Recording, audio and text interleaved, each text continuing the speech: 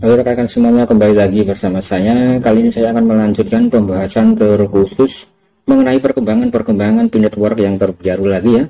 Dan di sini ada informasi yang cukup menarik sekali untuk kita bahas secara bersama-sama ya, yaitu mengenai informasi terbaru tentang blockchain di negara Amerika ya. Yang mana di sini untuk pemerintah dari negara Amerika di sini telah memegang atau telah memiliki sekitar 214.000 Bitcoin ya rekan-rekan. Dan di sini dikutip oleh B1 News TV. Ini cukup menarik sekali ya. Dan di sini menurut statistik dari para media asing, untuk pemerintah Amerika saat ini memegang setidaknya 214.000 Bitcoin ya. Ini kalau dirupiahkan ya tinggal rekan-rekan kalikan 250 juta ya. Yang mana informasi di sini artinya adalah untuk negara atau untuk semacam instansi pemerintahan sekelas negara Amerika di sini juga melek digital, melek cryptocurrency ya. Ternyata untuk pemerintahan negara Amerika ternyata memiliki lebih sekitar 214.000 Bitcoin rekan-rekan, atau mungkin bisa dikatakan sebagai paus ya. Nah, kurang lebih seperti itu rekan-rekan. Nah, di sini cukup menarik sekali ya. Mungkin untuk yang di Indonesia di sini untuk para tokoh-tokoh atau para negarawan ini Pak Halis paling ini juga ada yang memiliki aset-aset cryptocurrency yang banyak rekan-rekan. Nah, kurang lebih seperti itu ya. Karena di sini untuk aset-aset cryptocurrency semacam ini memang bersifat terdesentralisasi dan itu bisa dilacak oleh semua orang dan bisa diakses oleh seluruh orang di seluruh dunia ya. Terutama para mereka-mereka yang memiliki modal tentu bisa dengan sangat mudah untuk menyerap koin-koin yang ada di market cap sebagai bentuk investasi dan juga sebagai bentuk trading ya rekan-rekan, mungkin kurang lebih seperti itu. Kemudian di sini Departemen Kehakiman dari Amerika sedang melakukan penyelidikan terhadap FTX. Selain itu, regulator negara bagian sebelumnya telah menyelidiki apakah FTX dan FTX.us menyediakan layanan perdagangan derivatif kepada klien Amerika tanpa mendaftar ke regulator federal ya. Jadi di sini juga ada semacam tindakan khusus atau semacam regulasi yang ada di Amerika ya untuk legalitas daripada cryptocurrency, terkhusus terkait dengan semacam pajak-pajak ya rekan-rekan, kurang lebih seperti itu. Kemudian di sini meskipun berulang kali mencoba, setidaknya satu eksekutif FTX telah menghubungi SBF ya, Sam Bankman-Fried. Nah, ini adalah pemilik daripada FTX selama beberapa hari, kata karyawan FTX. Nah, di sini juga eksekutif juga mengatakan bahwa karyawan tidak diberitahu tentang apa yang terjadi di dalam FTX ya. Tetapi mengetahui perkembangan baru dari Twitter, kurangnya komunikasi membuat karyawan marah dan terkejut. Artinya di sini memang FTX ya sedang mengalami guncangan hebat dan sedang mengalami kolaps rekan-rekan. Dan beberapa waktu yang lalu pernah saya bahas ya untuk exchange FTX di sini memang sedang kolaps rekan-rekan. Kemudian di sini menurut statistik dari Crypto Buffering, Departemen Kehakiman Amerika ya di sini menyita sedikitnya ada lebih dari 50.600 ya BTC dari James Zong. Ini setara dengan beberapa triliun rupiah ya rekan-rekan, angka yang sangat tinggi sekali ya. Selain itu, pemerintah Amerika juga telah memperoleh setidaknya 163.000 Bitcoin dalam 2 tahun terakhir rekan-rekan. Kemudian juga pemerintah AS saat ini adalah yang terbesar Bitcoin, salah satu paus cryptocurrency yang memiliki setidaknya lebih dari 214.000 Bitcoin ya. Dan ini senilai dengan 4,43 miliar dolar rekan-rekan. Kalau dikalikan 15.000 ya bertriliun-triliun rupiah ya rekan-rekan, ini sangat besar sekali nilainya ya. Kemudian di sini juga dikutip dari Bank Sentral dari Rusia rekan-rekan.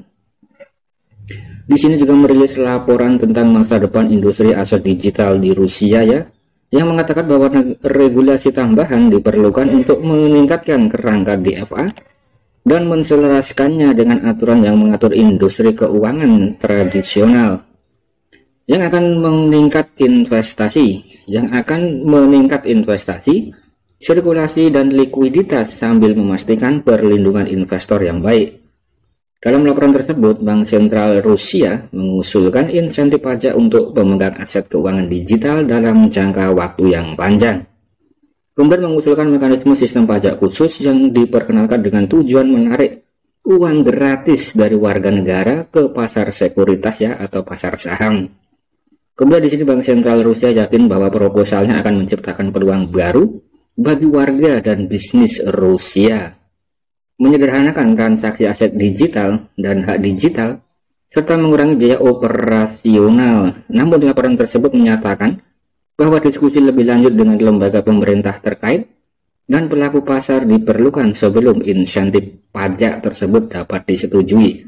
Nah, ini lagi-lagi berkaitan dengan regulasi dan pajak ya rekan-rekan. Kemudian di sini informasi yang paling menarik ya. Di sini dikutip dari dua negara adidaya, dua negara hebat, dua negara perkasa, dua negara kuat di dunia ya, dari belahan bumi barat dan belahan bumi timur, ada Amerika Serikat dan juga Rusia, yang mana keduanya juga sadar dan melek tentang cryptocurrency, terkhusus mengenai Bitcoin ya. Dan bahkan Amerika dikatakan sebagai paus cryptocurrency rekan-rekan, karena memiliki lebih dari 214.000 Bitcoin ya. Kemudian di Rusia beberapa waktu yang lalu pernah saya bahas tentang Rusia juga akan melakukan semacam rubel digital ya untuk CBDC mereka. Artinya di sini untuk negara-negara maju, negara-negara hebat sudah mulai bergerak ke arah digital rekan-rekan, mungkin dengan menggunakan teknologi Web3 ya, atau teknologi terbarukan. Dan yang paling fenomenal untuk teknologi Web3 adalah teknologi dari Pi Network besutan dari Dr. Nicholas Kokalis itu sendiri rekan-rekan. Meskipun sampai saat ini belum melaunchingkan fase open mainnetnya ya, tapi sudah memiliki ekosistem yang sangat kuat sekali. Kemudian di sini menanggapi daripada CEO Nansen Alex Sepik yang menyatakan bahwa warga Singapura yang menyimpan dana di FTX karena Binance dilarang di sini. Jadi di Singapura mungkin untuk Binance dilarang ya, dan di sini rupanya untuk warga Singapura menyimpan aset-asetnya di dalam FTX. Kemudian di sini Chen Peng Zhao menjawab bahwa itu tidak dilarang, hanya belum dilisensi ya. Nah, ini sebagai bentuk informasi rekan-rekan bahwa Binance di Indonesia juga masih ilegal ya sampai saat ini ya. Karena di sini untuk Binance memang belum mendaftarkan diri ya ke dalam regulasi-regulasi yang ada di Indonesia, mungkin kurang lebih seperti itu. Dan Binance juga mungkin belum terdaftar atau belum mendaftarkan dirinya di berbagai negara ya, agar bisa dilegalkan di berbagai negara itu rekan-rekan, kurang lebih seperti itu ya. Nah, ini hanya sebagai bentuk informasi saja bahwa untuk masalah legalitas itu memang terkait dengan otoritas pusat, terkait dengan suatu negara ya. Nah, kemudian di sini pada malam hari 8 Januari di sini ada kantor informasi internet negara mengeluarkan pengumuman tentang batch ke-10 nomor pengarsipan layanan informasi blockchain domestik ya. Nah, di sini dengan total 532 nama layanan informasi blockchain domestik. Nah, ini kurang lebih ya seperti ini rekan-rekan. Kemudian di sini ada sejak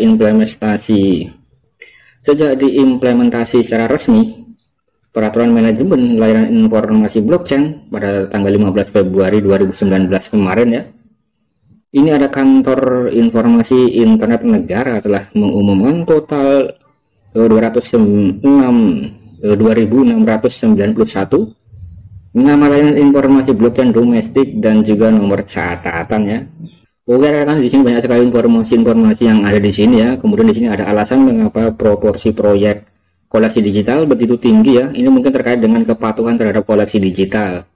Kemudian di sini untuk memberikan pedoman yang objektif, yang taat hukum dan patuh terhadap peraturan yang ada ya untuk industri yang mengeluarkan layanan pengumpulan digital NFT.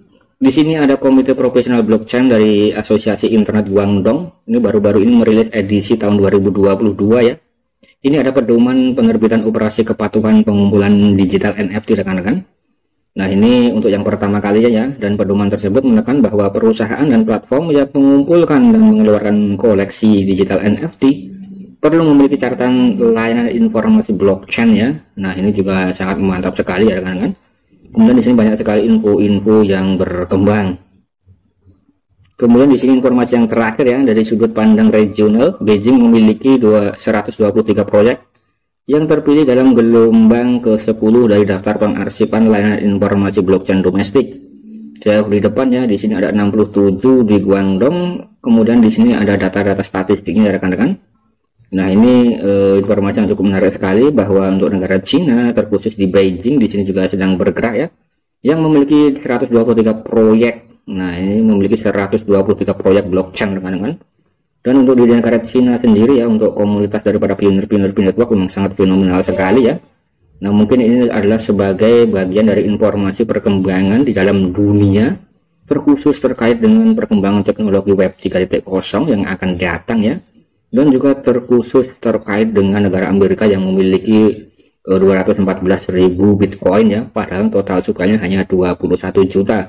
Dan ini kalau diestimasikan ya mungkin sekitar sekitar 1% ya rekan-rekan. Nah, ini mungkin kurang lebih seperti itu ya. Nah, oke rekan-rekan, saya rasa sekian dulu ya konten dari saya. Semoga ini bisa memberikan informasi yang positif terkait dengan perkembangan teknologi yang ada dan juga terkait dengan fase open mainnet ya untuk Pi Network yang akan segera di launchingkan. Sekian dan terima kasih.